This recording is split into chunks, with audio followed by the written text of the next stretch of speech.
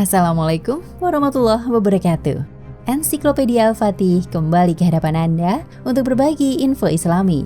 Semoga menginspirasi aktivitas Anda hari ini. Dan jangan lupa klik tombol subscribe dan aktifkan notifikasi tombol lonceng agar tidak tertinggal berita terbaru dari Ensiklopedia Al-Fatih.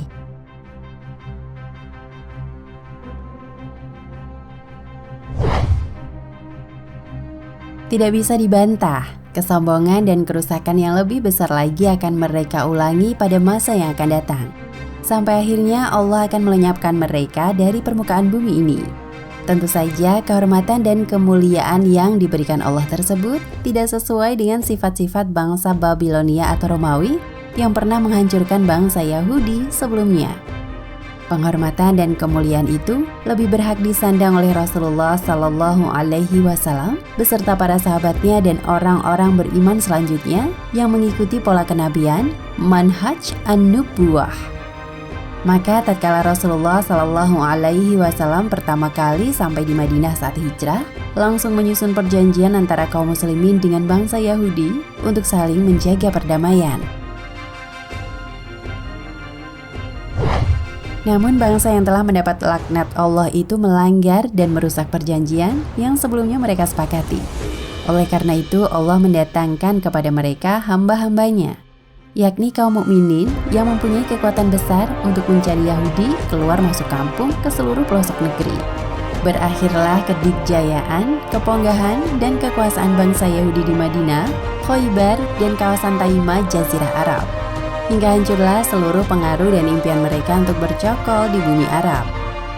Pengusiran dan kehancuran Yahudi yang pertama mengakibatkan tersebarnya koloni-koloni mereka ke seluruh penjuru atau diaspora pada masa Rasulullah Sallallahu Alaihi Wasallam beserta sahabatnya. Ayat berikutnya menggambarkan tahapan kedua dari kesombongan dan keponggahan mereka, yang artinya, kemudian kami berikan giliran padamu untuk mengalahkan mereka kembali, dan kami membantumu dengan harta kekayaan dan anak-anak keturunan, dan kami jadikan kamu kelompok yang lebih besar. Quran Surat Al-Isra ayat 6. Maha benar Allah yang menunjukkan kepada kita saat ini kebesaran dan keagungannya dengan mengukir kemenangan bangsa Yahudi atas kaum muslimin. Bangsa Yahudi berhasil membalas sakit hatinya dengan menduduki kembali negeri-negeri Syam dan Palestina serta mengalahkan pengaruh kaum muslimin di wilayah itu. Kebenaran ayat ini juga tidak perlu disangsikan lagi. Dengan melimpahnya bantuan ekonomi maupun politik terhadap bangsa Yahudi Israel, serta dengan mengalir derasnya arus imigran atau pengungsi Yahudi dari segala penjuru ke bumi Palestina tanpa bisa dicegah lagi oleh kaum muslimin. Karenanya kesombongan dan keponggahan mereka pun meningkat, sesuai dengan derajat kesombongan kedua yang dilukiskan dalam Al-Quran. Sejarah modern pun mencatat lembaran hitam kaum muslimin akibat ulah bangsa Yahudi.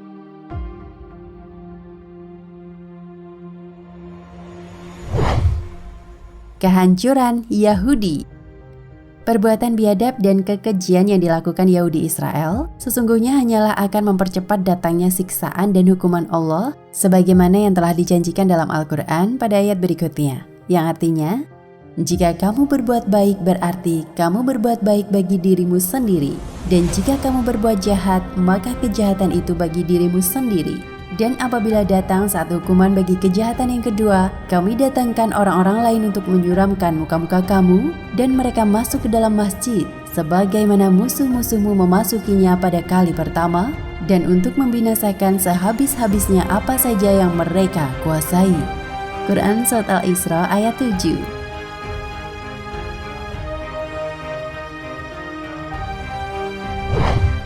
Pada saat kehancuran Yahudi pertama kali, kaum muslimin memang sedang berada dalam keadaan yang dilukiskan oleh Al-Quran sebagai hamba-hamba kami yang mempunyai kekuatan besar.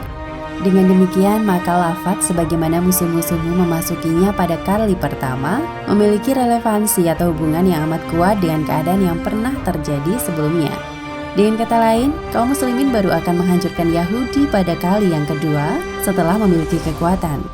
Setidak-tidaknya mereka menyamai kekuatan dan kekuasaan kaum muslimin di masa sahabat radhiyallahu anhum. Bahkan tanda-tanda kehancuran Zionis Israel Yahudi diprediksi sendiri oleh mereka. Seperti disebutkan pada situs Al-Majd tentang adanya laporan yang dibuat oleh 16 badan intelijen Amerika dengan judul Persiapan Menghadapi Timur Tengah di Era Pasca Habisnya Israel. Menyimpulkan era berakhirnya negara entitas Israel di Timur Tengah menjadi kepastian. Laporan menyebutkan adanya penurunan drastis tingkat kelahiran di kalangan Israel dibanding meningkatnya kelahiran warga Palestina.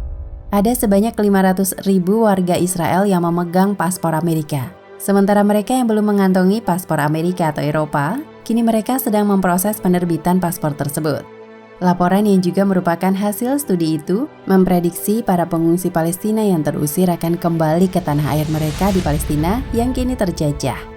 Ini yang pasti akan mengusir dan mengembalikan sekitar 2 juta warga Yahudi dari Israel ke Amerika dan negara-negara lain dalam 5 tahun mendatang. Dalam statementnya yang cukup mengundang polemik, Henry Kissinger, mantan Menteri Luar Negeri Amerika yang dikenal sangat kental mendukung Israel, menyimpulkan bahwa 10 tahun lagi tidak akan ada yang namanya negara Israel. Yakni tahun 2022, Israel tidak akan ada lagi, alias hancur. Sebelumnya, mantan Kepala Badan Intelijen Mossad Israel, Meir Dagan mengatakan dalam wawancaranya dengan Jerusalem Post pada April 2012 bahwa kami sudah di bibir tebing kehancuran. Saya tidak menyampaikan ini berlebihan dan saya tidak bilang ini tragedi. Namun kami saat ini menghadapi berbagai prediksi buruk apa yang akan terjadi di masa mendatang, ujarnya. Betapa Rasulullah Shallallahu Alaihi Wasallam memprediksi bahwa akan tiba suatu masa di mana kaum muslimin memang akan menjadi kumpulan manusia yang menjadi rebutan bangsa lainnya. Mereka akan mengalami keadaan yang sedemikian memprihatinkan sehingga diumpamakan seperti suatu porsi makanan yang diperebutkan oleh sekumpulan pemangsa. Kaum muslimin menjadi bulan-bulanan kaum lainnya. Hal ini terjadi karena mereka tidak memiliki kemuliaan sebagaimana di masa lalu. Mereka telah diliputi kehinaan. Jumlah kaum muslimin memang pada waktu itu banyak, tapi berkualitas rendah. Namun seiring dengan tumbuhnya kesadaran perjuangan, terutama di kalangan generasi muda muslim, juga motivasi perjuangan pergerakan Islam di kawasan Al-Aqsa dan Palestina, menunjukkan bahwa era kebangkitan muslimin itu telah ada. Dan memang kaum muslimin sesungguhnya adalah sebagai manusia yang paling tinggi derajatnya di tengah manusia lainnya. Jika mereka sungguh-sungguh beriman kepada Allah, seperti firman-Nya yang menyatakan, yang artinya, janganlah kamu bersikap lemah, dan janganlah pula kamu bersedih hati, padahal kamulah orang-orang yang paling tinggi derajatnya, jika kamu orang-orang yang beriman. Quran Surat Ali Imran ayat 139. Dan itulah perang akhir zaman mengiringi janji Allah dan Rasul-Nya yang pasti akan terlaksana. Kebangkitan dan kekuatan itu adalah manakala kaum muslimin kembali bersatu padu, kokoh dan kuat, bagai tali tak terputuskan.